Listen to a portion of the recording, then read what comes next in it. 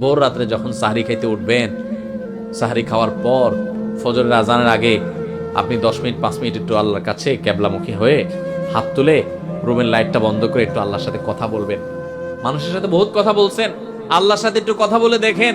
আল্লাহর সাথে কথা বলার স্বাদ আছে ভাই, অনেকে জীবনে একবারও এই স্বাদ পান নাই। একটু কথা বলে দেখেন। ভোর রাতে সাহরি খেতে উঠলে 10টা মিনিট একটু হাত তুলে কথা বলেন। কিভাবে কথা বলবেন?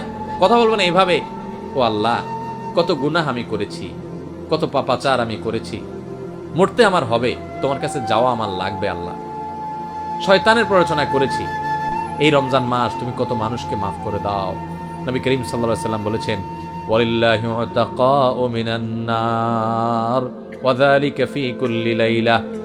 রমজানের প্রত্যেক রাতে আল্লাহ তাআলা অনেক মানুষকে সাধারণ ক্ষমা ঘোষণা করে দেন, যে যাও অমুক অমুক অমুক অমুক, যাও তোমাদেরকে মাফ করে দেওয়া হলো, জাহান্নাম থেকে মুক্ত ঘোষণা করে দেওয়া হলো।